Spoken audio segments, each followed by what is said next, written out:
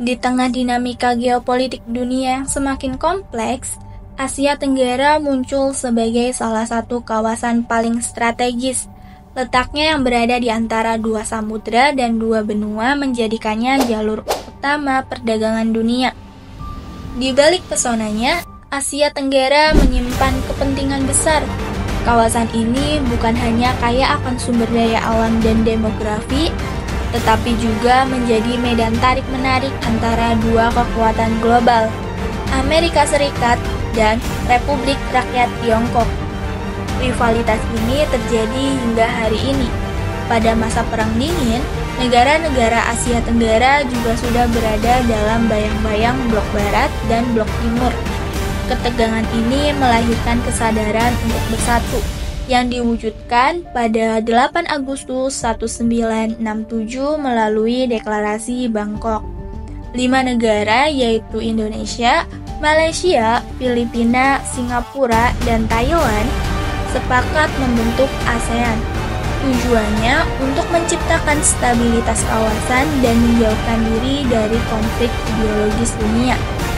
Prinsip-prinsip non-interference, konsensus, dan solidaritas menjadi dasar kerjasama. Namun, lebih dari 50 tahun kemudian, ASEAN menghadapi tantangan baru.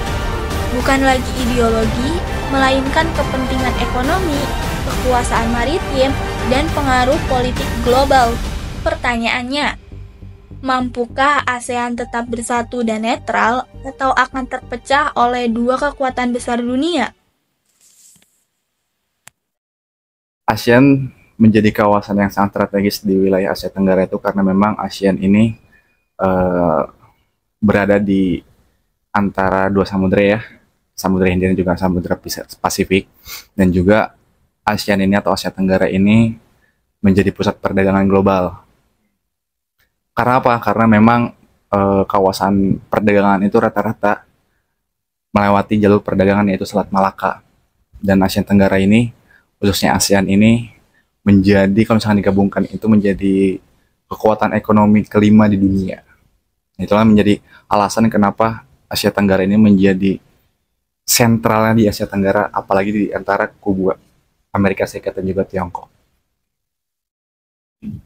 Karena pasar yang besar. Betul, pasar yang besar yang ada di Asia Tenggara. Tiongkok menjelma menjadi kekuatan ekonomi raksasa dalam 2 dekade terakhir.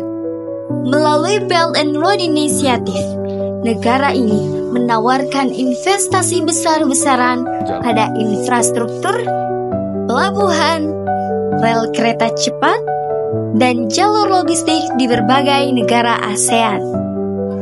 Di Laos, proyek kereta cepat yang dibiayai Tiongkok mempercepat konektivitas regional. Di Kamboja dan Myanmar, pelabuhan laut dalam dibangun dengan dana pinjaman dari Beijing. Namun, sebagian kalangan melihat proyek ini bukan sekadar kerjasama, melainkan strategi jebakan utang atau debt trap diplomacy.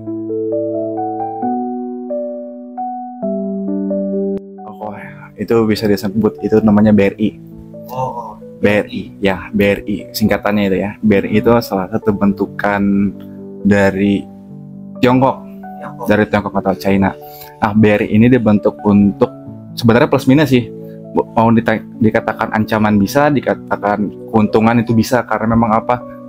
Lebih dipertimbangkan lagi ke beberapa negaranya, karena BRI ini kalau misalkan kita berbicara tentang sisi positifnya dari BRI ini atau bentukan dari Tiongkok ini, BRI ini membantu infrastruktur yang ada di kawasan negara-negara Asia Tenggara.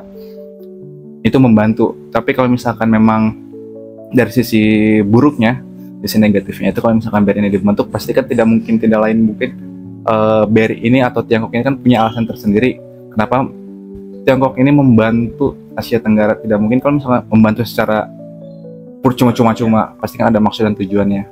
Nah, hal inilah yang menjadikan Asia Tenggara itu atau negara-negara Asia Tenggara ini harus mempertimbangkan BRI ini untung atau tidaknya.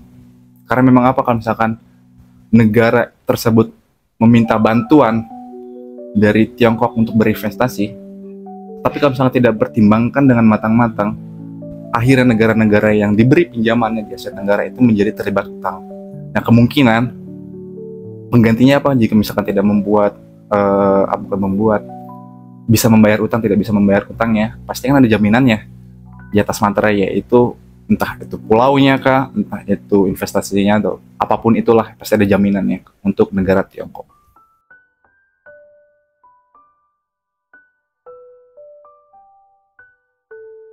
Ada maksudnya terselubung, entah itu perihal penyebaran pahamnya kah, entah itu geopolitik yang ada di Tiongkok kah, atau seperti apa, kita nggak tahu ya. Secara militer, Laut Cina Selatan menjadi titik paling panas. Tiongkok mengklaim hampir seluruh wilayah ini melalui Nine Days Line yang ditolak oleh hukum laut internasional. Di sini, Tiongkok membangun pulau buatan dan pangkalan militer, serta mengirim kapal penjaga pantai yang kerap mengganggu nelayan dari Filipina dan Vietnam. Taktik Tiongkok dikenal sebagai salami slicing, yaitu mengambil sedikit demi sedikit wilayah tanpa memicu konflik terbuka. Strategi ini efektif, apalagi jika ASEAN tak bersatu menghadapi agresi tersebut. Beberapa negara seperti Kamboja dan Laos tampak mendukung Tiongkok secara terbuka, yang membuat posisi ASEAN semakin sulit untuk mengambil sikap kolektif.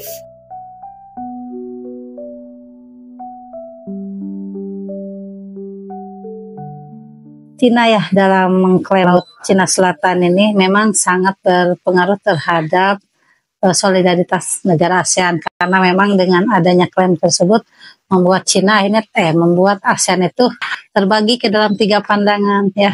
Ada yang memang mereka menentang keras terhadap Cina, ada juga yang memang sangat mendukung sekali, dan juga ada yang memang bersikap netral ya, seperti Indonesia dan Malaysia itu memang karena tidak ada kepentingan tertentu, jadi mereka masih bisa bersikap netral, berusaha untuk bersikap netral ya. Apalagi kita itu kan memang memiliki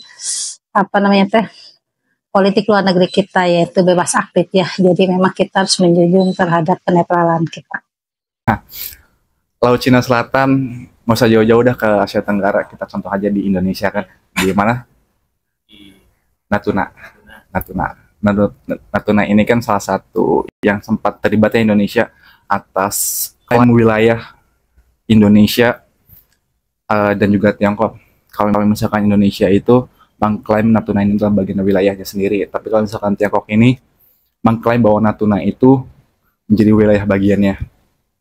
Nah, kalau misalkan kita menarik garis sejarahnya, kalau misalkan Natuna itu, kenapa Cina itu atau Tiongkok itu mengklaim bahwa Natuna itu bagian wilayahnya? Karena memang dulu itu kawasan wilayah Natuna atau Tiongkok ini menjadi wilayah bagiannya. Tapi kan kalau misalnya kita berbicara tentang sejarah ya, Indonesia pun waktu zaman kerajaan Majapahit, wilayah kekuasaan itu kan sampai ke Filipina, Myanmar, atau bahkan ke wilayah Asia Tenggara yang lainnya kan. Nah, untuk hal itu kan tidak bisa diklaim secara sendiri ya untuk Tiongkok sendiri. Nah, hal ini kan menjadi sesuatu yang patut kita tandai lah, patut kita waspadai perihal tentang pemahaman ideologis dan juga pengambilan wilayah. Dan khususnya untuk di ASEAN itu kan bukan Indonesia saja, bahkan Myanmar, Tiongkok, Malaysia pun juga terlibat dalam Laut Cina Selatan. Itu yang terlibat. Nah, mulai dari sinilah bukan dimungkinkan lagi, tapi diharuskan wilayah-wilayah di Asia Tenggara, khususnya ASEAN, para anggota ASEAN ini ikut berkontribusi, ikut kekompakannya untuk menjaga wilayah geopolitik yang ada di Asia Tenggara. Jadi ikut mengamankan satu suara, menambah kekuatan, betul.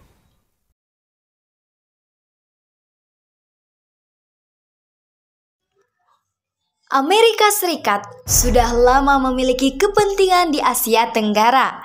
Sejak Perang Dunia II hingga Perang Vietnam, kini kehadirannya kembali diperkuat melalui strategi Free and Open Indo-Pasifik. Strategi ini bertujuan memastikan jalur perdagangan tetap bebas dan terbuka, serta menahan ekspansi Tiongkok yang agresif. Amerika Serikat mempererat hubungan dengan Filipina melalui kerjasama pertahanan dan terus menjalin kemitraan dengan Indonesia, Vietnam, serta Singapura.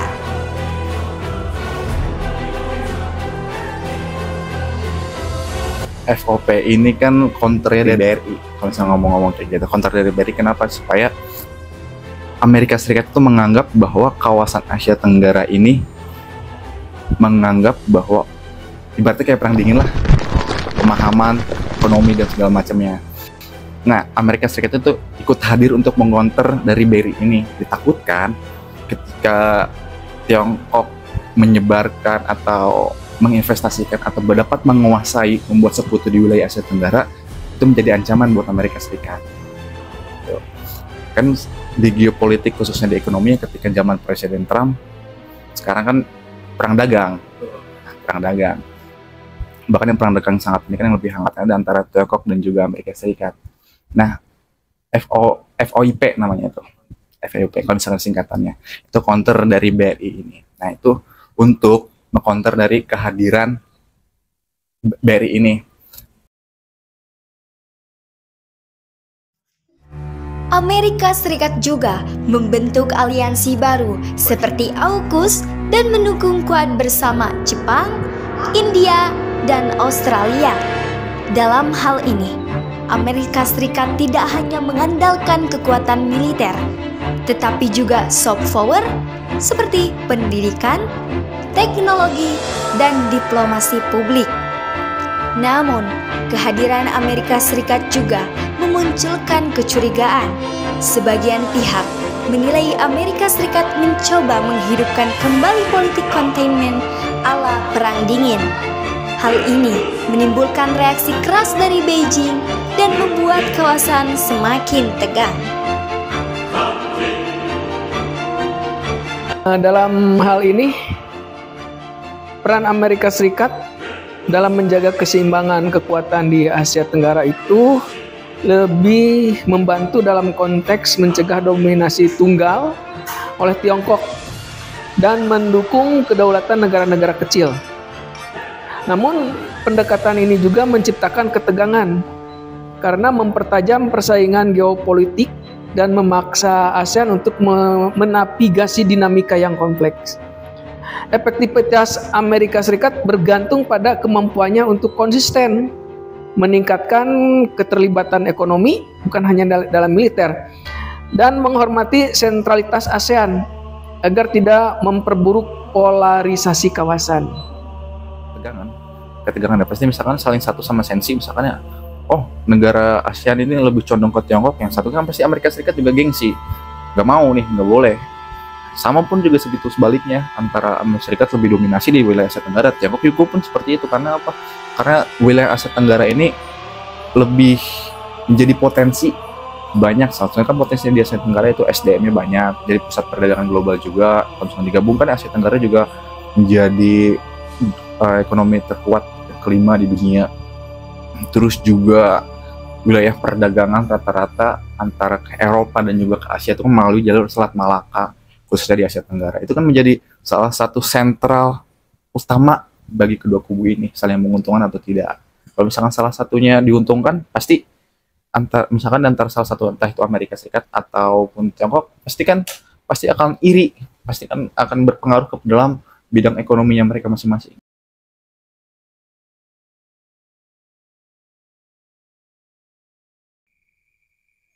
Association of Southeast Asian Nations atau ASEAN memiliki kekuatan potensial sebagai penengah.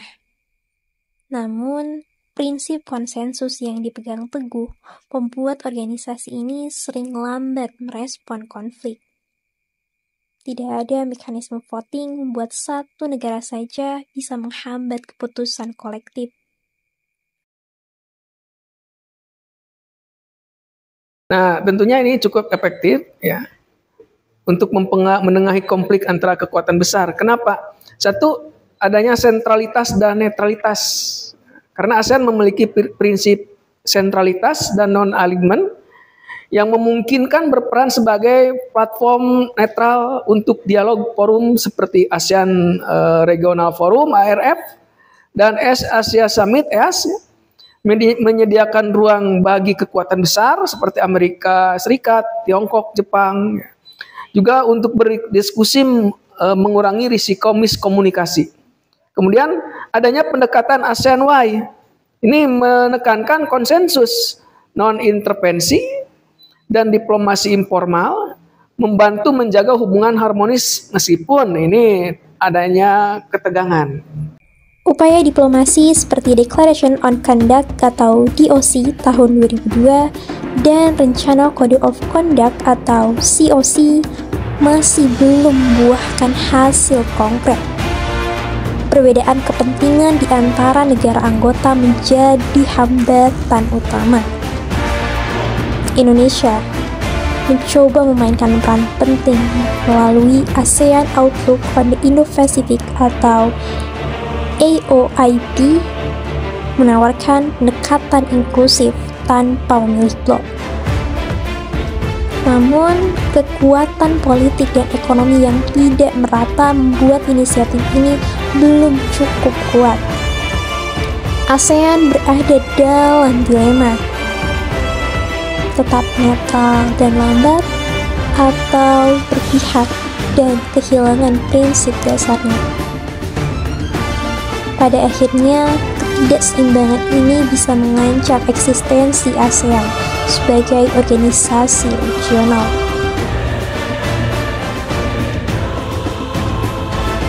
Faktor utama yang menghambat ASEAN untuk mengambil langkah kolektif yang tegas adalah prinsip konsensus dan non-intervensi.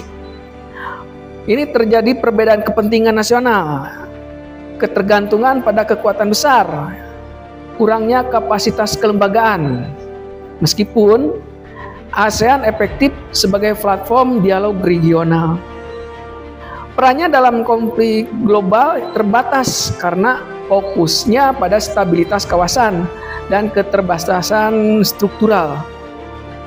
Lalu untuk meningkatkan efektivitas, ASEAN perlu memperkuat mekanisme pengambilan keputusan, meningkatkan kapasitas sekretariat, dan membangun posisi yang lebih terpadu di antara anggotanya. Meskipun ini sulit mengingat terjadinya keragaman kepentingan dari negara-negara anggota itu sendiri. Asia Tenggara memiliki potensi besar untuk menjadi kekuatan yang mandiri. Bonus demografi, ekonomi digital, serta posisi strategis adalah modal penting. Namun, semua itu harus diiringi dengan keberanian untuk bersatu dan bertindak tegas. Jika ASEAN mampu memperkuat mekanisme kolektifnya, membangun kepercayaan di antara anggotanya, dan memposisikan diri sebagai poros damai, maka kawasan ini bisa menjadi modal diplomasi regional di dunia yang semakin terpolarisasi. Sebaliknya, jika perpecahan internal terus dibiarkan, Asia Tenggara bisa menjadi ladang konflik baru. Konflik yang tidak selalu menggunakan senjata, tetapi melalui tekanan ekonomi, propaganda politik, dan persaingan pengaruh jangka panjang. Sebagaimana dikatakan oleh Presiden Joko Widodo dalam KTT ASEAN 2023, yaitu ASEAN tidak boleh menjadi proksi siapapun. ASEAN harus menjadi kapten di kapalnya sendiri. Dua kekuatan, satu Asia. Sekaranglah saatnya ASEAN menentukan arah, menjadi penyeimbang dunia atau hanya bayang-bayang kekuatan lain dalam sejarah global. Untuk masa depan ASEAN sebagai penyeimbang dunia di tengah-tengah rivalitas global seperti antara Amerika Serikat dan Tiongkok, ini bergantung kepada kemampuannya untuk mengatasi keterbatasan internal dan memanfaatkan posisi strategisnya. Harapan-harapannya untuk masa depan ASEAN, satu, menjadi penutur netral yang kuat Ya. Kedua, mendorong tata kelola berbasis aturan. Ketiga, memperkuat integrasi dan ketahanan ekonomi. Keempat, meningkatkan kapasitas keamanan regional. Kelima, memimpin isu global yang relevan.